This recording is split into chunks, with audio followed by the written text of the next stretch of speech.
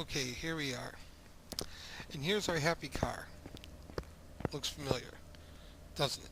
So what I'm going to do here is that for this vehicle, I'm going to go ahead and just replace all the body panel stuff all new. So all this can go. I have no intention on keeping any of it. For this purpose of this demonstration, every last part of this car body shell can take a hike.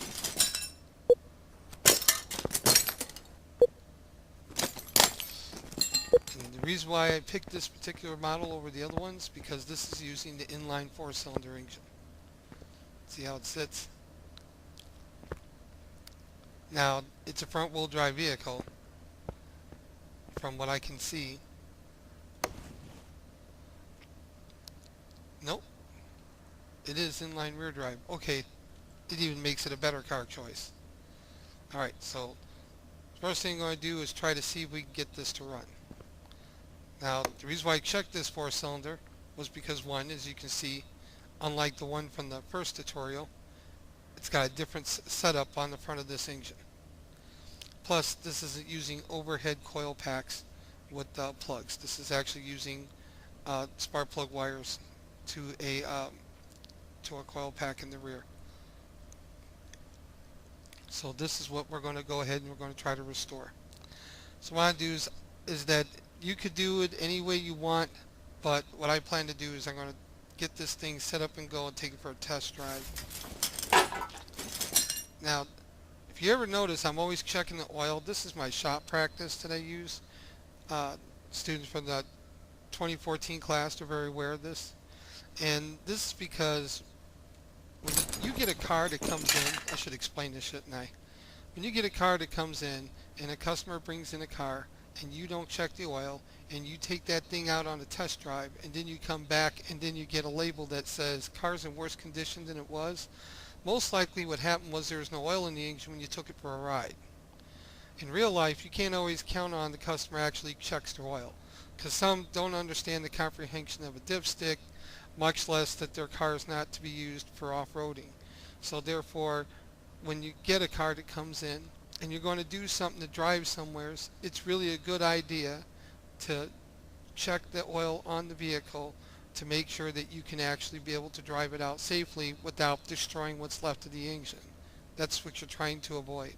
So if this car was low on oil, I would at least add some. I ain't going to worry about changing it because I have no idea if I got to do engine work or not. So right now I just want to take it out for a test drive. That head looks like it'll need to be replaced, I bet. So what we're going to do is I'm going to try to see if I get it running, and then we're taking it for a test drive. Real quick, since we're right here, the color codes has never changed since 2014. So as you can see, we have yellow, because green means brand new or new condition. Yellow means normal wear and tear. Orange means parts that are bad enough they're going to be junk. That means it won't be long before they are. And red is obviously junk parts. That is how this color code has always been. It's been that way since 2014. It is the same way in the game 2015. Nothing on that portion has changed. What I want to do is remove and replace anything that is going to be junk and that is junk. All the normal wear and tear stuff I could care less about, because it's just not that kind of a car for me. So that is going to be the plan that I plan to do with this. So I'm going to get this thing running. Okay, I changed what I had to change to make the car work. As you can see, it's in really rough shape, but that's just the way it is, because this game is all about really is you make your money and you buy cars, fix them up, and sell them. So that's how you do it. It's not like you're going to accomplish something, because this game is like unlocked right out of the gate right when it started. So it's in free play mode right now. So I could send that money up to the highest peak if I want to, or I could spend it any way I want to. And I choose to buy this and I'm going to take shortcuts on it and just replace here, which is in bad shape and junk shape. But I wanted to get the car running so that I could take it out and beat on it, run it around on the test track. Because you do remember I said you run the shop any way you want, and I did say I was going to beat on it. Okay, here we go. Let's see when drop the drive shaft.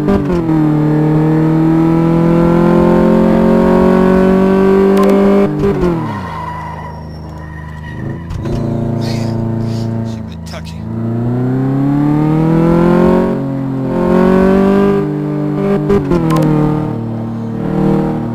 This is why I need a circle track.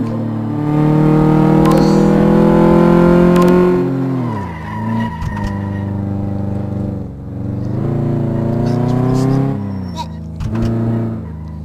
Try to avoid demolition of the walls.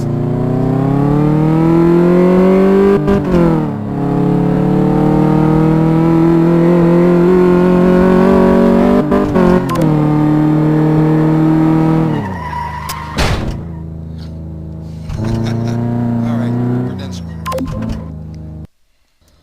Okay, that was fun. So, let's get to work on this. Now, on this 4-cylinder here, as you see, we have ourselves a rock arm cover which comes off. Now, if I could fix this thing on the bench, I'll try it. Other than that, though, I may have to replace it, but I ain't worried about it. At least I probably won't have to do an engine job on it. So we're going to go ahead. This is you can see this here. I can already tell you right now this is junk, because this should be shiny and clean. So when you see stuff like this, and like right when I took off this cover, you could already see this is going to be nasty. And there's probably a chance that maybe the bearing caps will probably be nasty. But I'm thinking that this head here is going to be also nasty. This might be a little beat up. Whoops, wrong one. Nope, I'll take it off. So the head's got to come off.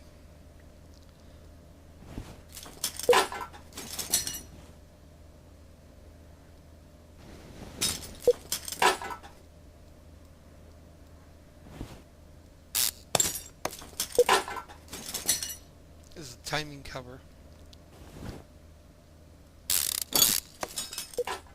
Now as you see, as we're getting in here, it's going to be a belt drive system.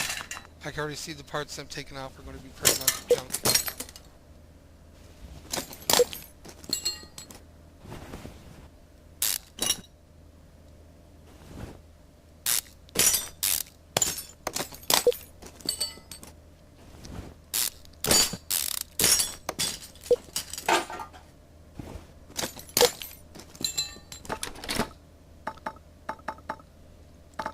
Yeah, see? So I'll be changing out 2, 3, 4 caps, and definitely this. Alright.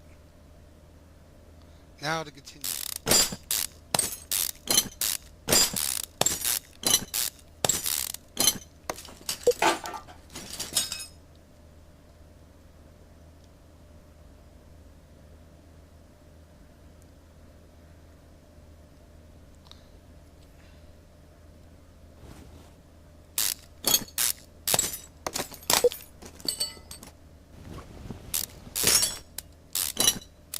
Everybody from 2014 is waiting for this moment here. Ah, look! The piston's junk. Now, if this was a customer's vehicle, then I would just do an entire complete bottom end rebuild, because it makes no sense to change out one piston and leave a bunch of worn ones in there. But this car is going back through the auction again for sale, so it'll have to be somebody else's problem. So it looks like we're going to have to pull that out.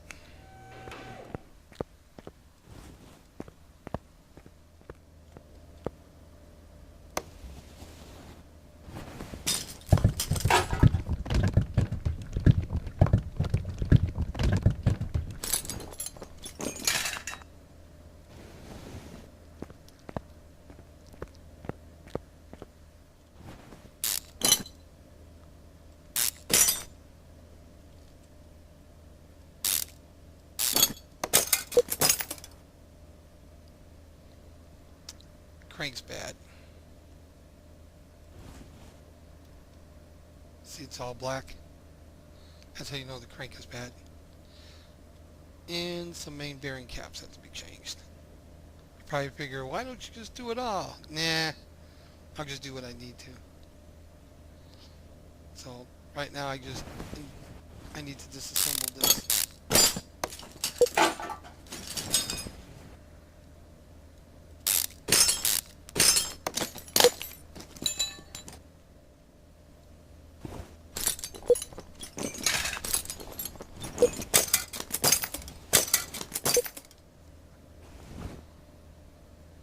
These drive shafts, you gotta pull the bolts off of both locations on here. So you have them on the back of the transmission as well as on the back of the on the front of the differential in order for it to come out.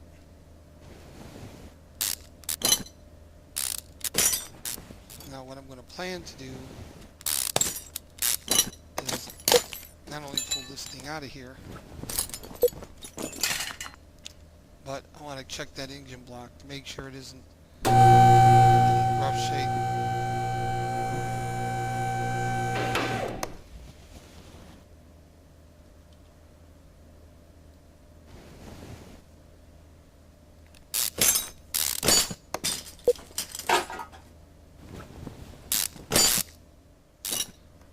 So the condition of this is just basically normal wear and tear on it, as you can see. So, but if you want to just see that, yeah, it can come out. So I'm not going to do anything with that. I'm just only going to replace what I have to.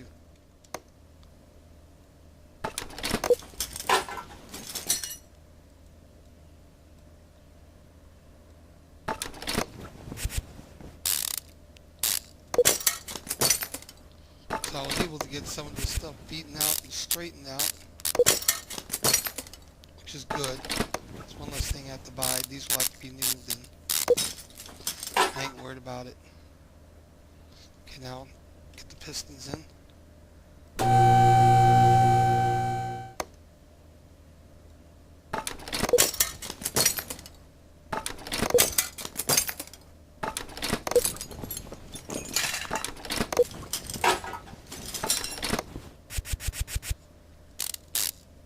I was able to clean up this, so I'm good with that. Junk.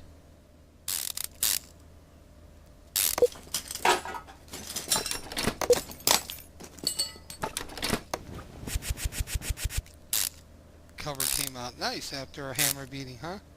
Little wire brush, little paint.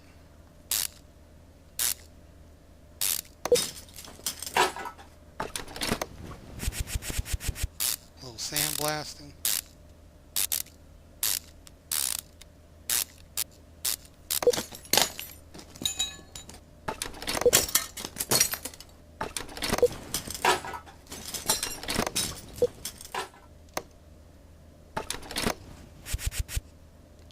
And the pan fared pretty good.